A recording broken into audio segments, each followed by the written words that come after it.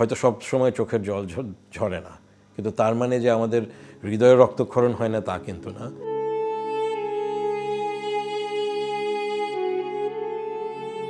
একাত্তরের 14 ডিসেম্বর অগণিত বুদ্ধিজীবীর মতো সেদিন তুলে নেওয়া হয় নাট্যকার, শিক্ষক, অধ্যাপক মনির চৌধুরীকেও। অস্ত্র ঠেকিয়ে সেন্ট্রাল রোডের বাসা থেকে দিবালোকে মাইক্রোবাসে করে অন্তরাল, এরপর নির্মম নির্যাতন করে হত্যা। আমাদের বাবারা তো একটা টার্গেটেড কিলিংয়ের শিকার। এনাদেরকে তালিকাটা সেই ডিসেম্বরে শুধু না, এটা আরও অনেক আগে পরিকল্পনাটা যৌথভাবে হয়েছে এবং সেটা বাস্তবায়নের জায়গায় সবচেয়ে বেশি জড়িত ছিল এদেশের মানুষরা, যারা তখন পর্যন্ত তারা বিশ্বাস করেছে যে পাকিস্তানের একাত্মতায়, এবং তারা মনে করেছে যে আমাদের বাবারা সেই পাকিস্তানের একাত্মতার ক্ষেত্রে একটা হুমকি স্বরূপ।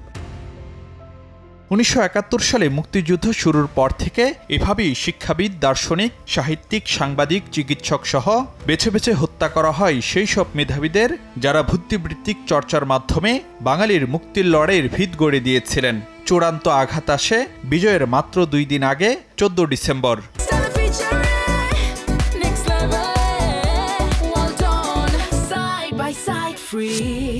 বাঙালিকে মেধাশূন্য করতে পাকিস্তানি হানাদারদের সেই পরিকল্পনা বাস্তবায়নে প্রধানত দায়ী করা হয় আলবদর সহ বেশ কিছু কিলিং স্কোয়াডকে। ইতিহাসবিদরা মনে করেন 71-এ মুক্তিযুদ্ধ জুড়ে শহীদ হয়েছেন হাজারের বেশি বুদ্ধিজীবী। 50 দশকে, 60 দশকে লেখক, শিল্পী, শিক্ষক, সাংবাদিক, তারা পাকিস্তানের ভেতরে বৈষম্য, নিপীড়ন, আধিপত্য বিরোধী মানুষের যে মুক্তির সংগ্রাম, সেটাকে তাত্ত্বিকভাবে নিয়ে আসা, সামনে মানুষের মনোজগতে নিয়ে আসা, চৈতন্যের মধ্যে নিয়ে আসার ক্ষেত্রে তাদের অবদানই ছিল মুখ্য। সেই 47-এর পর থেকেই এক ধরনের মোহভঙ্গ হয়েছে। দেখা যাচ্ছে যে ভাষার উপরে আক্রমণ হচ্ছে, সংস্কৃতির উপরে আক্রমণ হচ্ছে, রবীন্দ্রনাথ, নজরুলের টানাপোড়েন হচ্ছে, রবীন্দ্রনাথকে নিষিদ্ধ করার চেষ্টা করা হচ্ছে। সেইটার প্রত্যুত্তর তারা বিভিন্নভাবে দিয়েছেন। তো রাজনীতিবিদরা একভাবে দিয়েছেন তাদের মতো করে, বুদ্ধিজীবীরাও দিয়েছেন তাদের মতো করে। তবে লাল সবুজ পতাকায় মিশে আছে যাদের আত্মত্যাগ, সেই শহীদ বুদ্ধিজীবীদের স্বপ্ন আকাঙ্ক্ষা কতটা পূর্ণতা পেল স্বাধীনতার 5.5 দশক পরও তাড়া করে সেই প্রশ্ন। তারা স্বপ্ন দেখেছিলেন এমন একটা দেশ যেটা পাকিস্তানের মতো হবে না।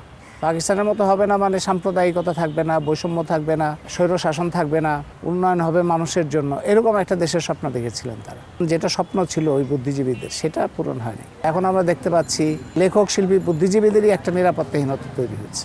71 সালে তারা যেরকম একটা হুমকির মধ্যে ছিলেন, এখন আবার সেরকম একটা হুমকির মধ্যে। সাম্প্রদায়িকতা, ধর্মীয় ফ্যাসিবাদ, আবার তার সাথে কর্পোরেট ফ্যাসিবাদ, সব একাকার হয়ে আমাদের সামনে একটা বড় চ্যালেঞ্জ হিসেবে দাঁড়াচ্ছে। তো বাংলাদেশের মানুষ তো এগুলো মোকাবেলা করেই এসছেন, এটাও অবশ্যই মোকাবেলা করবে। বিশ্লেষকরা মনে করেন প্রজন্মের পর প্রজন্মের কাছে আলোর দিশারি হয়ে থাকবেন শহীদ বুদ্ধিজীবীরা। বাঙালির জাতীয় জীবনে এক অপূরণীয় ক্ষতি 71-এ জাতির শ্রেষ্ঠ মেধাবী বুদ্ধিজীবীদের হারানো।